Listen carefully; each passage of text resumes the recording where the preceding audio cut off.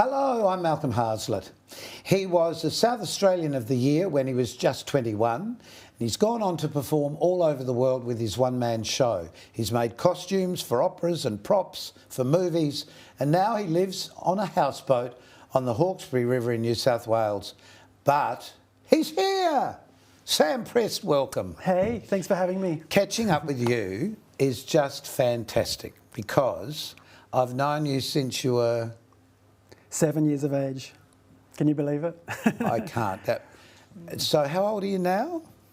47. So I must be 48 because I was very young. I'm you're sure. looking good. I'm sure. Honestly, yeah. you don't Lies, age. all lies, all lies. It's but true. Sam, you always have stuck in my memory because as a kid you used to busk in the mall. When did that start?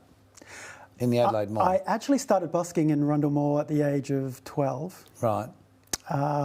Continued on busking pretty much till, well, it was around about 18 when I was sort of old enough to start performing in some of the venues like the Adelaide Casino and many other places, Hall and then the gigs started to roll in. But I remember that you used to busk in the mall and then you would come in and take acting classes and you would pay for them out of the money that you earned from the mall. I did. That is such a good story because it really sets up what life should be. You know, the sooner you learn the value of doing a job, earning some money and then spending the money on something you want. Can I tell you the story? Yeah, sure. And it's a beautiful story.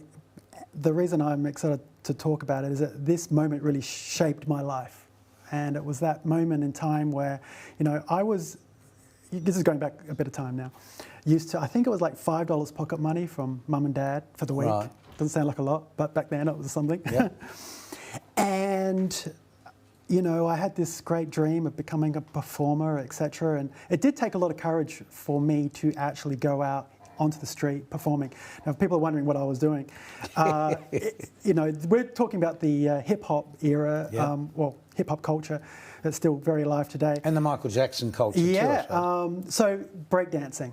That's what I was doing, body popping, breakdancing, and of course that's a whole street culture in itself. So I plucked up the courage to go down to Rundle Mall. My mum came with me, and you got to remember, okay, so $5 pocket money is what I'm used to. I go out onto the street. I got my little amplifier, and you know, a little bit nervous. Mum's too scared to even sort of be too close. She's over in the John Martin's kind of air conditioning ducts, like looking across. What's my boy doing? And what I remember, it's still very clear in my memory, is getting my music organised, putting the cassette in. And, you know, my intention at this point was just to kind of warm up a little bit, you know, turn some music on.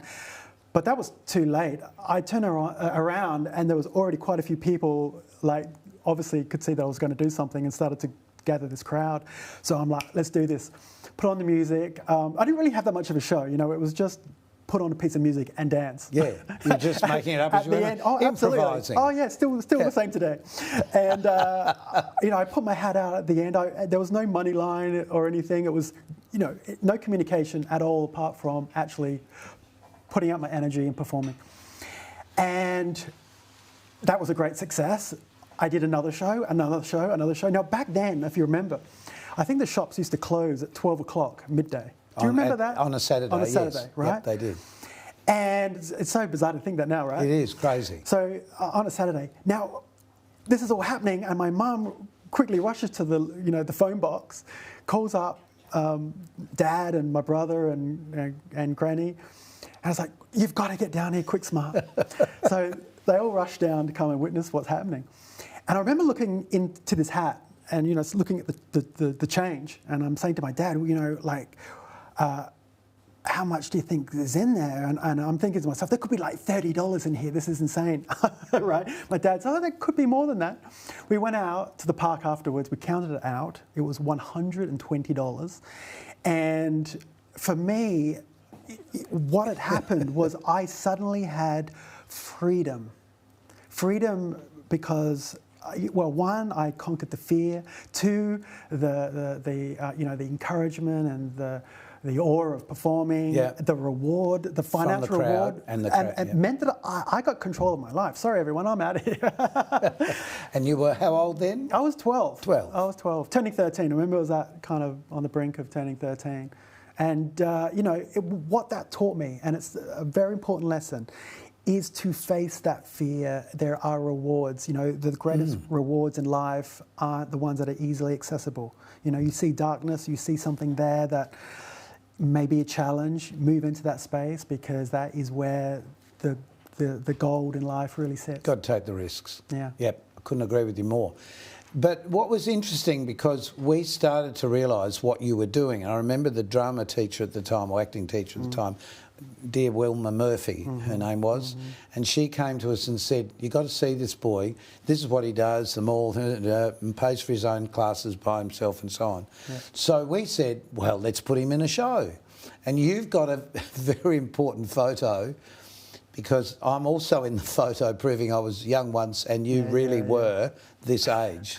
This was a photo that was at one of the shopping malls, and if you look under the letter O in junior, there is Sam, who I always called Samuel, and I'm standing next in the polka dotty looking shirt. And there's a couple of other famous people. There's Sally there, who was part of Bardot, the very first singing group Bardot, and Nancy, who did a lot of work with us, and the boy with the unicycle, Adam Gower. Yeah, he was pretty amazing. So this was a show with a team of people that performed for a talent quest. Then I think we put you in another talent quest, which is another shot that we've got. Oh, yeah. Because you were such an inspiration to other kids. Look at you there. You would have been doing a bit of popping and locking or something or other. That's exactly it, yeah. Then. Yeah, look at the outfit, my God. Fabulous, isn't it? Seeing these photos after so many years, I've not seen any of these for... I haven't seen them for a while either. No. Yeah. Pretty amazing. Thank you for finding them. But as you developed, you obviously... People were starting to say, oh, hello, this boy's got a very unusual skill. And I know we certainly used you in quite a few shows, like at the Town Hall and then the casino. Then you had some management that looked after you and took you further. And then what happened next? You moved. You left Adelaide and moved. Yes. That was about age 30, and that was a very significant time of my life. This was a big change. This was something... It was out of your comfort zone, I guess. This was big on many levels, and I'm excited to talk about this because there's something magical in this moment as well. Just like the story I've just told. This is kind of like, 10 or so years later or longer. So, but in those 10 years, you were building up more and more of an act, and you also started making the costumes and things that you were working in. Yes.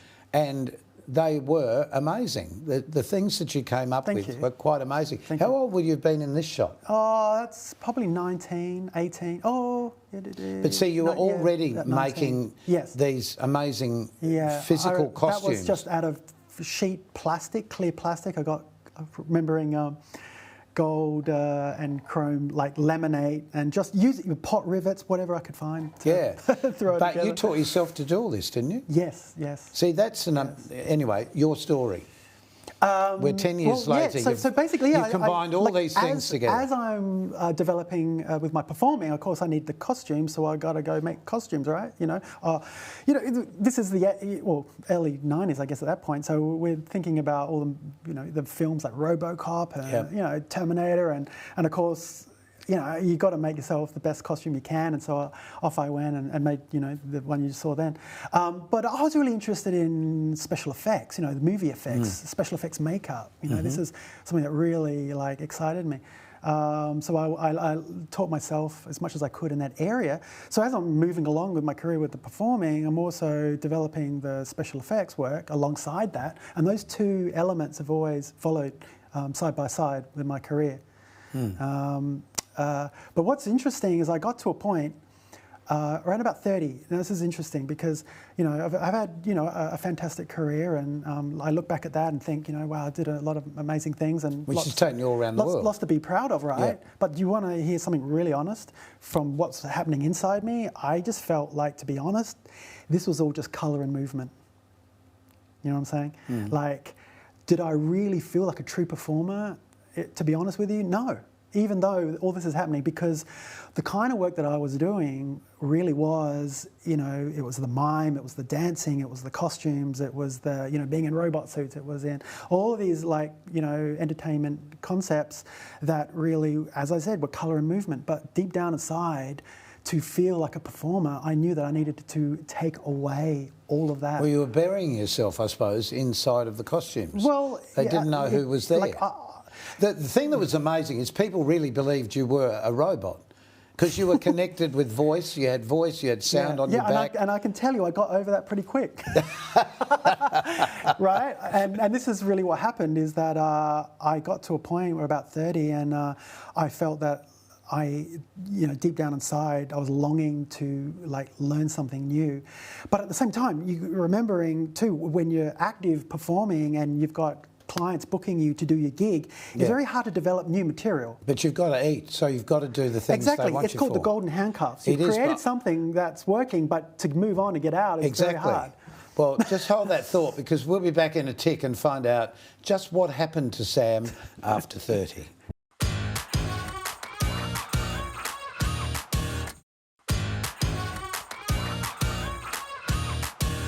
Our special guest in this episode of Our Time is entertainer extraordinaire.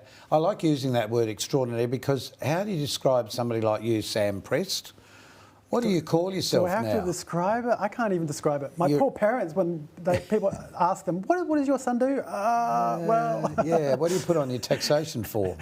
Artist. Does that work? We'll live with that. We'll live with artist. Okay, so you're 30 years old, you've been locked away inside all these amazing costumes, robotic things and weird creatures. I'm needing to actually develop further with my career. Yep. This is also a very personal thing for me, because let's face it, as a person, this is my... You get one life. Well, it's my product, right? Oh, that's true, yes.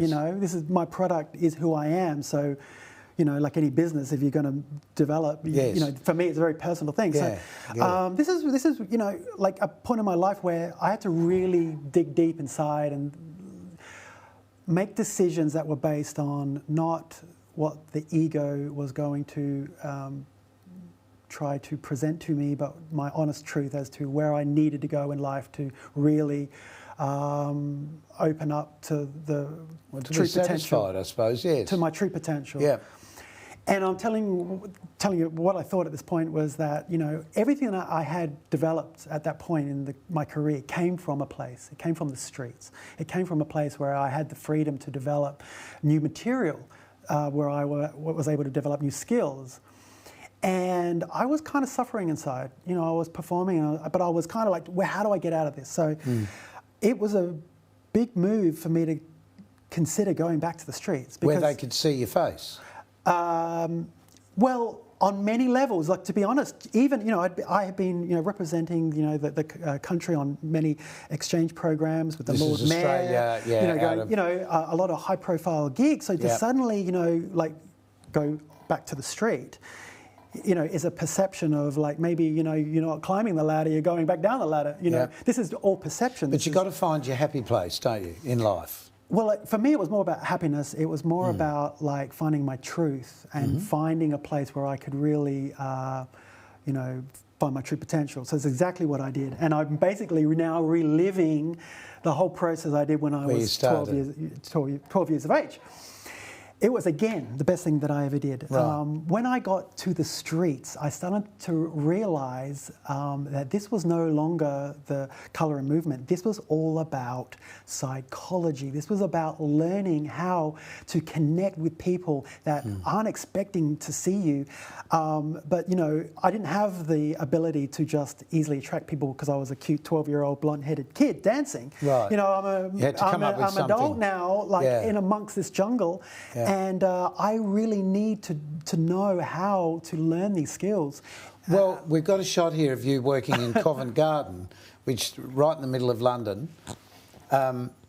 Pretty amazing. That lighting is brilliant. And I'm sure that was just a It's fluke. a great shot. It's a good shot, yeah. But there you are on top of a ladder. This is not in a costume. This is Sam being Sam. Yeah, absolutely.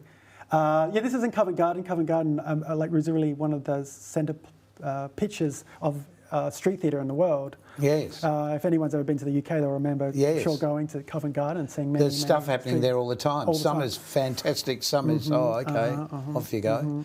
There's a couple more shots in different parts of the UK that we've got of you. Yes. Again on the street, obviously interacting here with Yeah, this is interacting with volunteers, children. There's nothing more beautiful than seeing, parents witnessing their 6-year-old child for the first time come out in front of a large group of people. These are beautiful moments, and just to be so engrossed in the situation. Here's another shot of similar. What's on your head, Sam?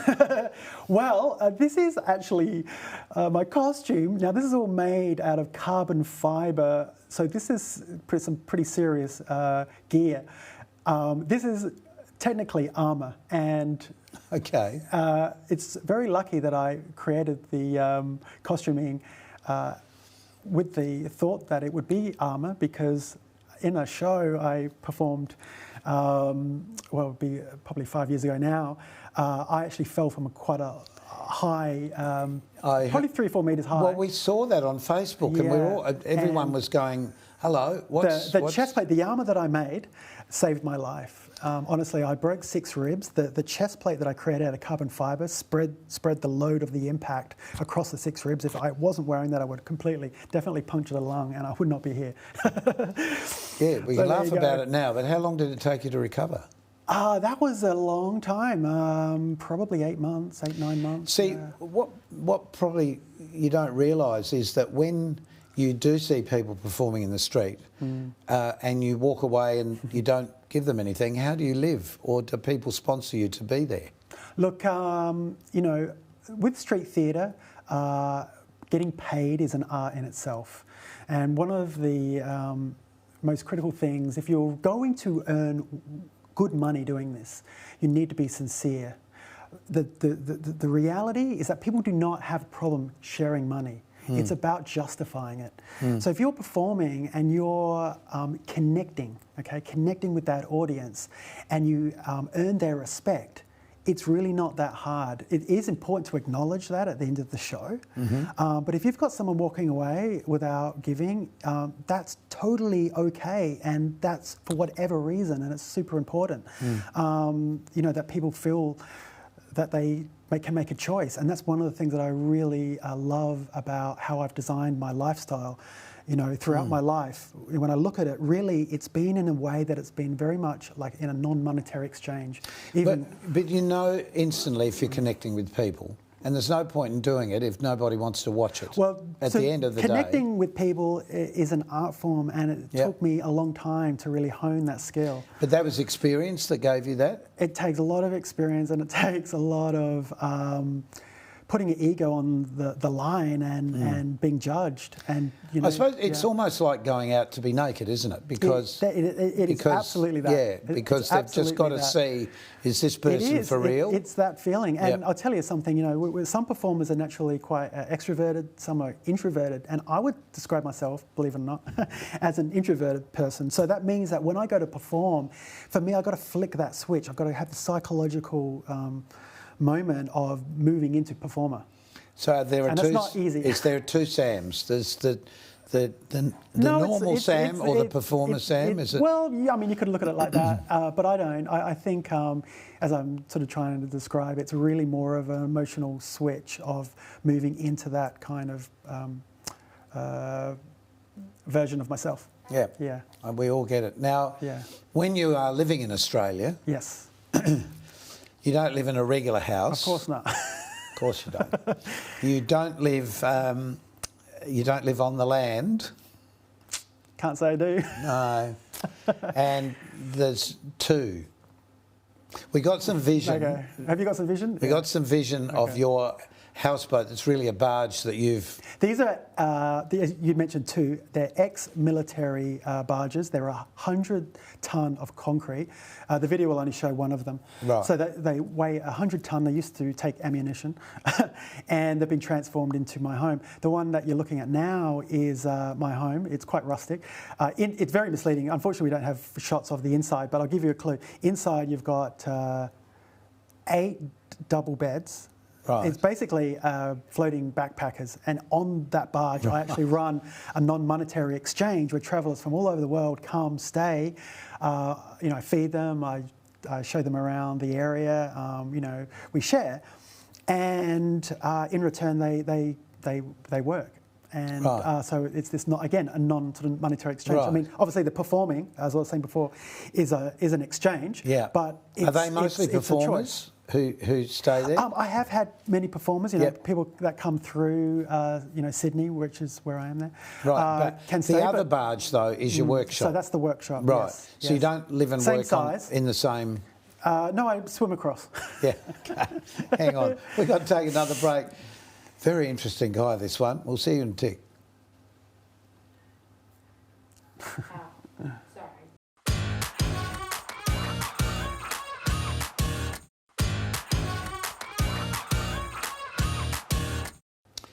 We're talking to the amazing and about the life of the amazing Sam Prest. Sam, what did you do during COVID? Well, that was a really interesting time. For everyone. Yes, very much So so. you stayed on I the was pretty boat? much. I was in a pretty good place. I've got to be honest. Isolated, yes. and on a little holiday that sort of seemed to Yes, but continue you on were and busy on. making stuff. We got some footage of one of the costumes. Yeah, okay. And I think what's important about this is you're in the costume. Yeah, I'm inside this. This was a period of time where I decided I want to develop the construction side, my special effects area. I started developing, working with 3D printing and working with the 3D animation on the computer. This is kind of where we're going with technology. But look, it's you would think when you look at this that this is a real robotic or android thing, and all the wires and all the bits and pieces, and here's some of the construction. Yeah, well, it's all functional. Music, sound, lighting. Yes, Yeah, I know. There's not a wire on there that doesn't do something. I know. Yeah. It's just what goes on inside your brain is the question. Okay, just be careful. Don't be ask. careful. Okay. So this is all 3D printed material? Okay, so basically what happened with that particular project, I utilised some of the an existing suit that was using sort of some old technology, and what you were just watching there was incorporating some new elements that were 3D printed. So you're just basically looking at some different manufacturing processes there. Right. But these days, we're working more with computers and robots to build and make. And when you things. say Literally- are there more people involved in this, or is it still I'm sort just of talking you? like in the industry speaking. No, I'm still, pretty much solo, but I'm. You're a one-man show, is what you are.